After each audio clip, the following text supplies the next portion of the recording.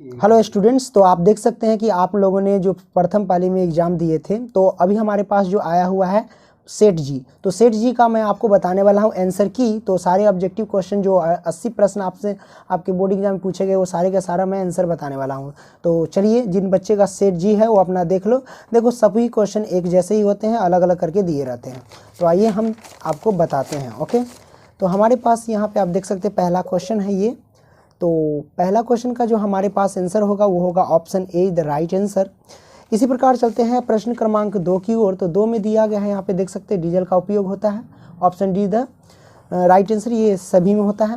इसी प्रकार 3 में हम देख लेते हैं सौर सेल ऊर्जा को रूपांतरित करते हैं। इसका सही आंसर क्या होगा दोस्तों? Option D the right answer, विद्युत ऊर्जा में। इसी प्रकार चलते हैं प्रश्न क्रमांक 4 में। तो 4 में देख सकते हैं सोने की परमाणु संख्या कितनी होती है? तो सोने की परमाणु संख्या option C the right answer 79। ठीक है। इसी प्रकार चलते हैं प्रश्न क्रमांक 5 की ओर। तो 5 में आप देख सकते हो, 5 में यहाँ दिया गया है कि निम्न में कौन ऑक्सीकरण की क्रिया नहीं है? तो इसका सही answer option D the right answer, अवक्षेपण।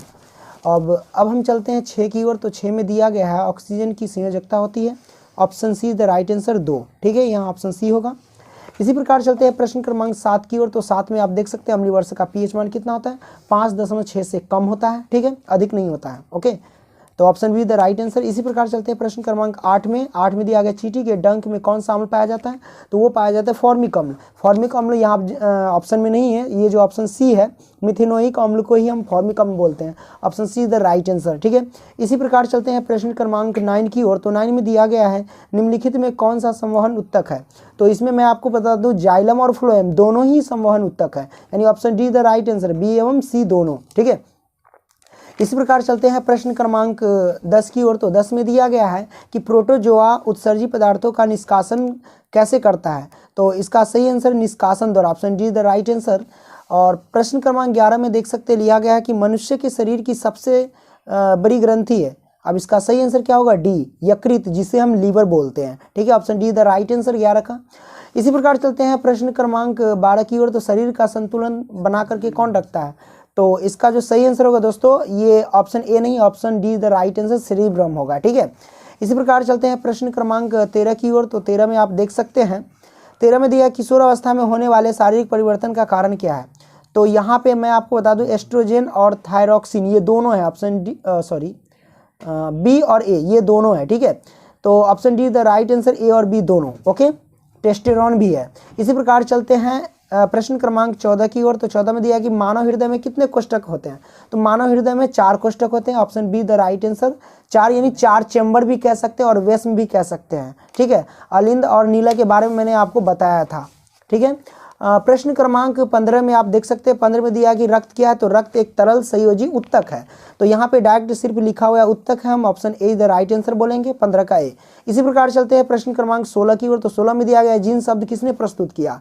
तो आपको पता होगा इसका सही answer option C the right answer, Johansson ने प्रस्तुत किया जीन शब्द। ठीक है। प्रश्न क्रमांक चलते हैं हम 17 की ओर। तो 17 में दिया गया है कि विद्युत चुंबक बनाने के लिए किस पदार्थ के क्षण का उपयोग करते हैं? तो ये नरम लोहा का प्रयोग करते हैं। Option C the right answer. इसी प्रकार चलते हैं प्रश्न क्रमांक 18 की ओर। तो 18 में दिया कि जब किसी चालक तार से विद्युत धारा प्रवाहित होती है तो गतिशील कण क्या होते हैं? तो जब कोई भी यानी तार होता है उसमें अगर हम विद्युत देते हैं यानी करंट फॉलो करते हैं तो गति जो करता है वो इलेक्ट्रॉन हमेशा करता है। ठीक है, तो इसका option D is the right answer. इसी प्रकार चलते हैं प्रश्न क्रमांक 19 की ओर। ओम के नियम है, यानी ओम के नियम जो मैं आपको पढ़ाया था तो गणितीय रूप जो मैंने बताया था वही है इसका सही आंसर। तो गणितीय रूप यहाँ पे आप देख सकते हैं V बराबर IR, ये ओम का नियम है। इसी प्रकार चलते हैं प्रश्न क्रमांक 20 की ओर। तो 20 में आप देख सकते हो लिखा गया है कि विभवांतर का एसआई मात्रक क्या होता है? विभवांतर का एसआई मात्रक वोल्ट होता है। हाँ, वोल्ट होता है, option D the right answer. ठीक है। इसी प्रकार चलते हैं आमीटर का प्रतिरोध होता है। तो आमीटर का प्रतिरोध क्या होता है? तो बहुत छोटा होता है आमीटर का प्रतिरोध। तो इसका जो सही आंसर होगा option C the right answer. Okay, 21 का। इसी प्रकार चलते हैं 22 की ओर। तो 22 में दिया गया है विद्युत बल्ब का फिलामेंट निम्न में से किस धातु का बना होता है? टंगस्टन का बना होता है। ठीक है, तो option D the right answer. प्रश्न क्रमांक 23 में देख सकते हैं लिया गया है कि रिओस्टेट का उद्देश्य क्या है? रिओस्टेट का उद्देश्य जो है धारा का परिमाण में कमी करना। ठीक है, ये हमारा सही आंसर है। और आगे हम देखते हैं प्रश्न क्रमांक 24 की ओर चलते हैं। तो 24 में दिया गया कि विद्युत आवेश का एसआई मात्रक क्या होता है? विद्युत आवेश का एसआई मात्रक कूलम होता है भाई, option D the right answer. इसी प्रकार चलते हैं, श्वसन के अंतिम उत्पाद कौन है? तो श्वसन के अंतिम उत्पाद ये option D the right answer, CO2, H2O और ऊर्जा, ठीक है। इसी प्रकार चलते हैं प्रश्न क्रमांक 26 की ओर। तो 26 में दिया दांत की सबसे ऊपरी परत क्या कहलाती है? इनामेल कहलाती है, option be the right answer. प्रश्न क्रमांक चलते हैं 27 की ओर। तो 27 में दिया गया मानव आहार नाल का सबसे लंबा भाग है, वो है छोटी आंत, ठीक है। छोटी आंत जो होती है ना, वो सबसे लंबा होता है, ओके। इसी प्रकार चलते हैं प्रश्न क्रमांक 28 की ओर। तो 28 में दिया गया है परागकण निम्न में से किसके अंदर बनते हैं? परागकण जो होता है ना, वो परागकोश में होता है। परागकोश किस में पाया जाता है? परागकण क्वेश्चन ऐसे पूछा जाता है कि परागकण किस में पाया जाता है? परागकोश में पाया जाता है, वही क्वेश्चन ये, option A the right answer. प्रश्न क्रमांक 30 की ओर चलते हैं। 30 में दिया गया है चालनी नलिकाएं पाई जाती है। चालनी नलिकाएं पाई जाती है, वो फ्लोएम में पाई जाती है, option C the right answer. RBC की जीवन अवधि कितनी होती है? रेड ब्लड सेल जो होती है उसकी अवधि कितनी, यानी उसका जीवन काल कितना होता है? तो इसका जीवन काल होता है 120 दिन, ठीक है, option A the right answer. Blood group मैंने पढ़ाया था, उसमें भी मैंने बताया था आपको ये, है ना। 31 में देखते हैं मानव शरीर की सबसे लंबी कोशिका कौन है? न्यूरॉन। कौन सी कोशिका? तंत्रिका कोशिका जिसे हम बोलते हैं, तंत्रिका कोशिका को हम न्यूरॉन भी बोलते हैं, ठीक है। तो option C the right answer. प्रश्न क्रमांक 32 की ओर चलते हैं। 32 में दिया गया कि अंडाणु निषेचन होता है। अंडाणु निषेचन होता है किसमें? ये होता है फिलोपियन नलिका में होता है अंडाणु, यानी अंडाणु का जो निर्माण होता है वो फिलोपियन नलिका में ही होता है। अगला प्रश्न हम चलते हैं प्रश्न क्रमांक 33 की ओर। तो 33 में दिया गया है निम्नांकित में कौन पादप हार्मोन नहीं है? पादप हार्मोन 4 प्रकार के होते हैं, वो मैं आपको बता दूं। तो देखो इसमें से ये तीनों तो है, ये तीनों है पादप हार्मोन, लेकिन ऑप्शन डी नहीं है, option D the right answer, oxytocin, ठीक है।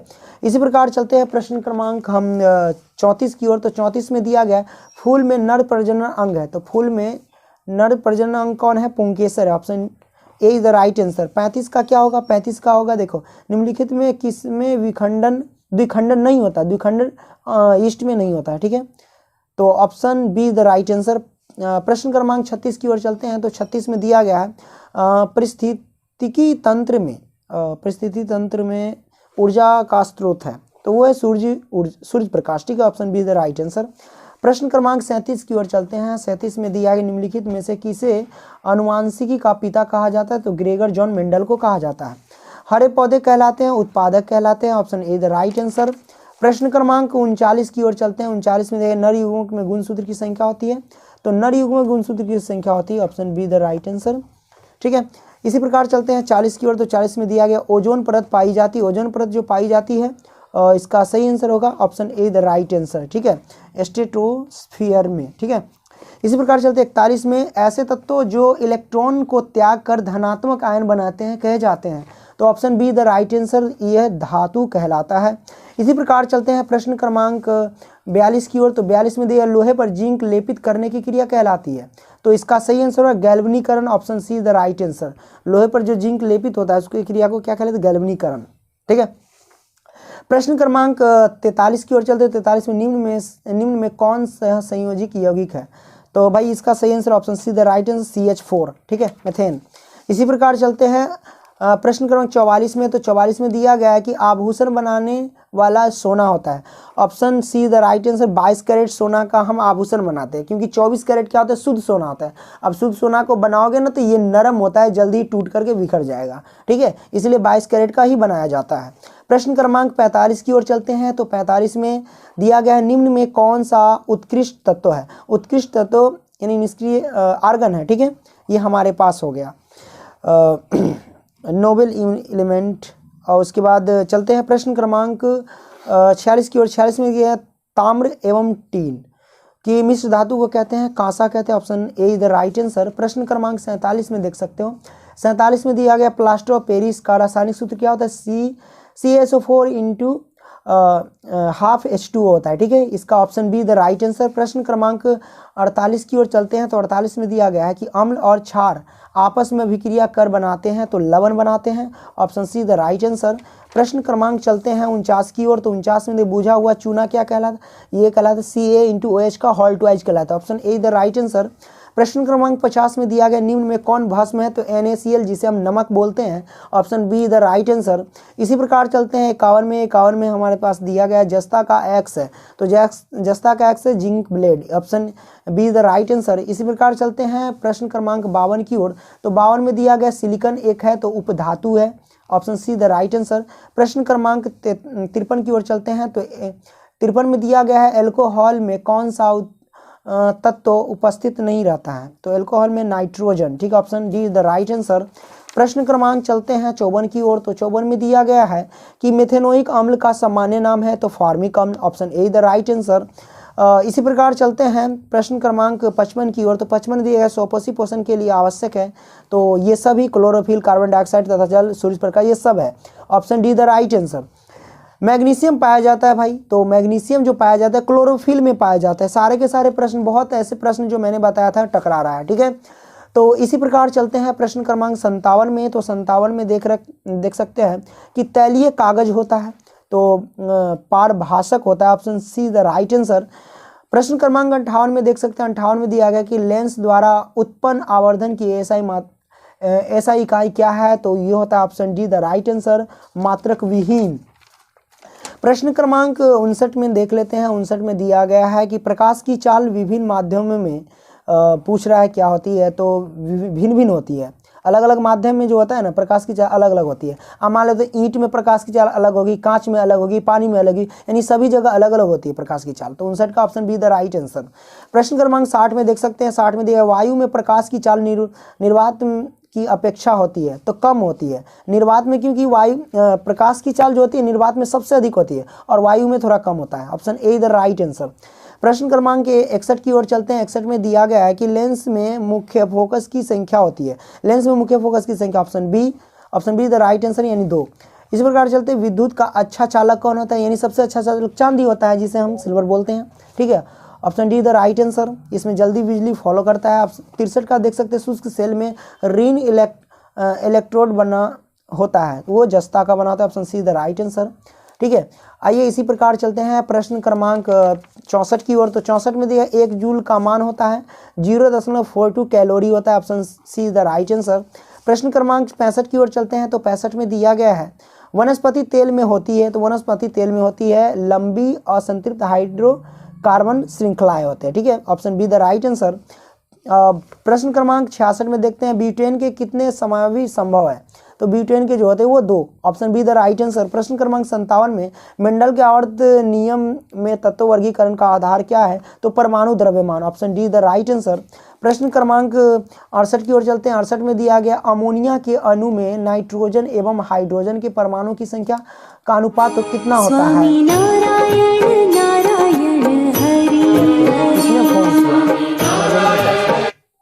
पास जो 68 में आप देख सकते हैं, तो 68 का जो आंसर होगा दोस्तों, यहाँ पे अमोनिया के अणु में नाइट्रोजन एवं हाइड्रोजन के परमाणुओं की संख्या का अनुपात कितना? Option D the right answer. तो इसी प्रकार चलते हैं प्रश्न क्रमांक यहाँ पे 69 की ओर, तो 69 में दिया है निम्न में कौन कमरे के तापक्रम पर द्रव्य होता है? तो एथेनॉल होता है, ठीक है। Option C the right answer. प्रश्न क्रमांक यहाँ 70 की ओर देख सकते हैं, 70 में सिरका में निम्न में कौन सा अम्ल पाया जाता है? तो एसिटिक अम्ल पाया जाता है।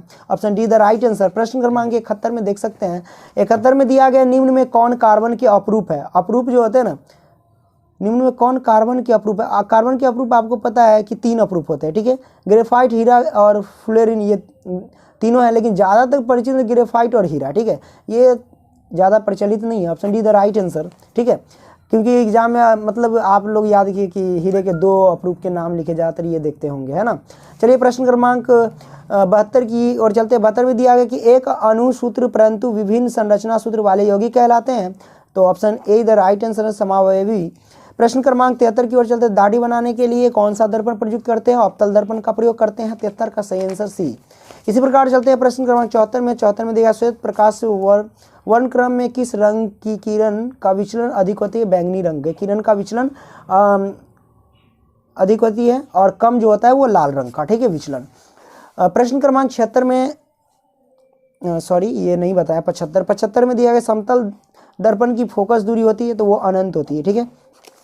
प्रश्न क्रमांक 76 में दिया गया है कि क्षेत्र का सही आंसर मैं डार्क बोलता हूँ। Option C the right answer. और 77 का देख सकते हैं, इसका भी सही answer option C the right answer. 78 का यहाँ पे देख सकते हैं 1/10 सेकंड, यानी ये जो मानव नेत्र के लिए दृष्टि का अस्थायित्व पूछ रहा है, ये 1/10 है, क्योंकि हम जब किसी वस्तु को देखते हैं और फटाक से हमारे आंखों पे और निकल गया तो उसका जो प्रतिबिंब होता है हमारे आंख पर 1/10 सेकंड तक टिकता है। ठीक है, ये याद रखना।